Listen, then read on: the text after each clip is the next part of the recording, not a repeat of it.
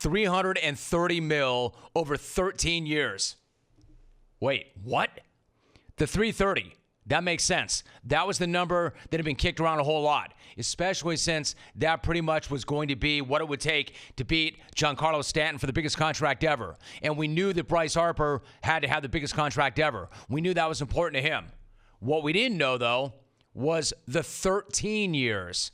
Now, that's a bit of a curveball, and that means that he's going to take less money per year than Manny Machado.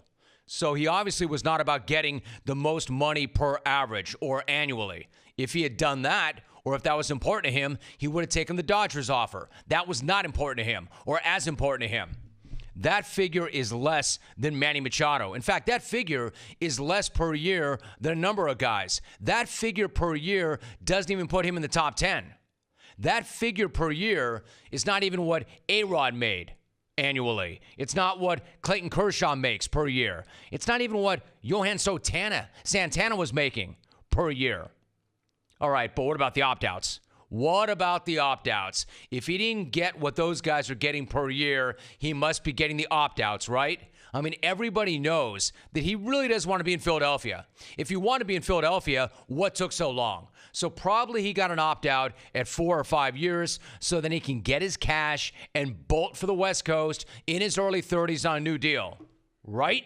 Wrong. No opt-outs. Not an opt-out. So that's huge for Philadelphia.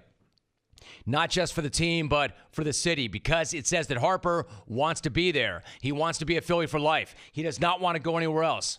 So for all the talk that he was all about the money, he's taking less per year for a longer contract with no opt-outs so he can play in a place that he allegedly didn't want to be, Philadelphia. That means that if everything goes according to plan, he will go into the Hall of Fame as a Philadelphia Philly.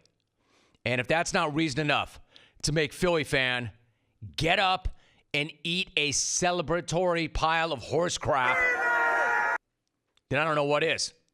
They just got the biggest rock star in baseball, and he's all theirs. The deal says he's all in. There's not a risk of him leaving in a few years if he doesn't like it. Nobody is clowning the city of brotherly love right about now. And, of course, there are going to be people who jump all over it saying that it's way too much money, the contract is way too long, that the guy's not even a good defensive player, that, as Tom Verducci said on this show, he never once left his feet to make a play in the field last year, that he plays the most replaceable position in baseball, that the guy is injury-prone, that there's no way the deal is going to pay off, that he's not worth it. Right. And look, if you've been one of those people that's been griping about baseball owners and how greedy they are and the fact that they won't pay players, then it's kind of hard to complain when the Phillies step up and they pay this guy the way they did. If your argument has been that front offices are too obsessed with stats and finding value in middle relievers than paying for stars, then it's kind of hard to point to this guy's WAR and say that it's a bad move or that he's not worth it. Because here's the thing. They aren't just signing his glove or his bat or what he can do in a bandbox ballpark that he dominated as a visitor or even his WAR. They're signing this guy for his star power. They're signing this guy because he's the rare thing that does live up to the hype.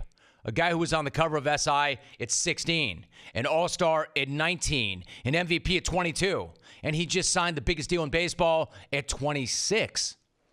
Is he the next Mickey Mantle? No. That's another guy who I'm going to get to in a second. But he is maybe the only rock star in the game, and that does matter.